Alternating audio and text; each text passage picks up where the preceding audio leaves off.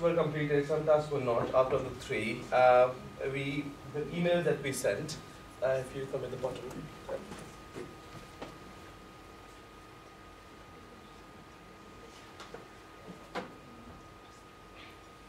So basically in the document.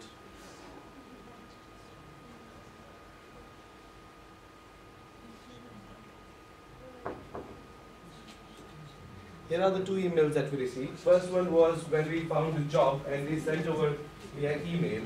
It came out quite quickly, and since the biggest point that we observed about the job section on the I+ kiosk was, it takes time for one to find a job opening, and one does not want to read a lot while standing in the quick information kiosk. So this was some kind of information overload that the user was facing, and the best thing was that yes, it was quite cool that you just select next and it just sends you the email and you can apply for the job from your home and your places. Considering the multiple amount of choices which were given by kiosks, such as job search, maps and the games, there is no clear focus of what kind of target audience I+ kiosk addresses to. So they got to do some kind of research, some kind of they have to look into it, that what kind of people they are addressing. They're trying to add too much into it. They're trying too many third-party services, like the job one, it is also coming from third-party service. The travel service also coming from Travelline or something, or Timeline. Travelline Southwest. Thank you. So they are trying to cramp up too many things at one place, and sometimes it doesn't work. For us, when we tried to search for directions, the keyboard simply didn't pop up at the corner, and that was one of the other troubles that we faced. If we can go back to the presentation, please.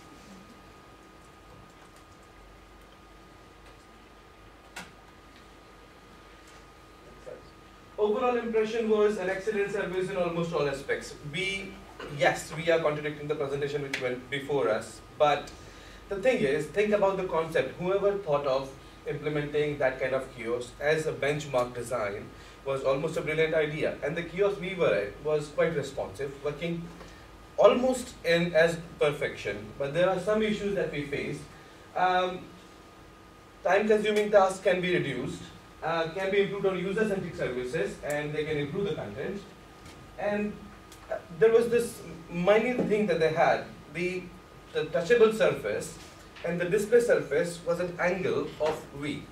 So when you are looking at from a user's angle, so some keys are exactly where you are touching, and some keys are at a distance. So there was a quite angle. So you have to touch at a different spot on the screen to actually reach the particular area. So that was one of the biggest problems that we saw, that the alignment of the screen display and alignment of the sensitive area on the screen was quite different and difficult. And here are some suggestions that where they can actually improve on it.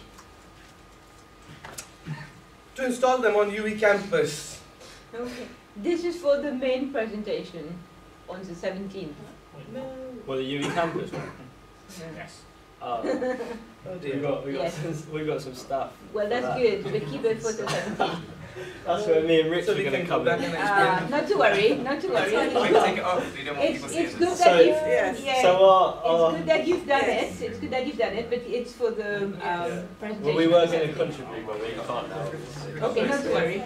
Basically. Yeah, that's great work, and we look forward to seeing it. Yeah, you're well ahead, which is excellent. Oh, I feel Yeah. Oh dear. what a good contribution I did there then. Nice and rich.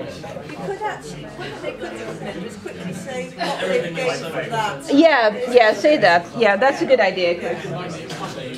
Excuse me, can we just listen up, please?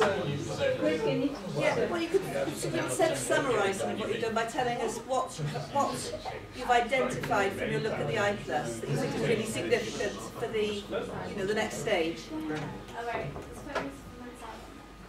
What have you learned primarily? The primary thing that we learned from all the I+ kiosks at the center is the maintenance is the most important factor here. Sometimes they have to go on for routine maintenance checks that all the I+ kiosks are working fine, the touch sensitivity is there. And that is the main thing which actually runs people away.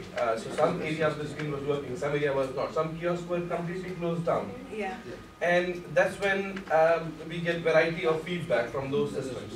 The target was to check if the system performs the task in a way that it should, whether it is on or off. I mean, if it is off, then obviously no one could perform. But just because of the touchscreen sensitivity is not working, that is due to the lack of maintenance.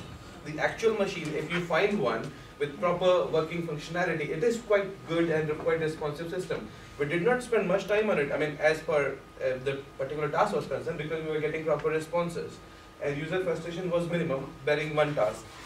So, if they just put on a bit more on maintenance, the system is quite good and the machine was quite heavy and sustainable in the harsh weather, the outside where it was installed. But the only bit that we think is the maintenance, the content integration should be seamless, that one can't see that the third-party services are popping in. And they got to make sure that it is addressing the user which they are primarily targeting, rather than straying away something for everyone, something for tourists, something for job search. I think job search at kiosk was a ridiculous option to begin with. Yeah. So that's Also, yeah, so the calibration, like what he's mentioned, was one of the main things, because yeah, like when we're pressing the buttons, the arrow's like, oh, where you're pressing on the screen, but the arrow's like in a totally different place. Yeah.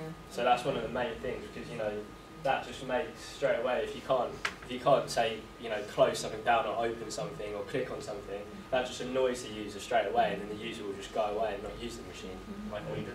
Yeah, like exactly like you did, yeah. So that's one of the key important things we have to make sure we implement these touchscreens so we can together. Yeah.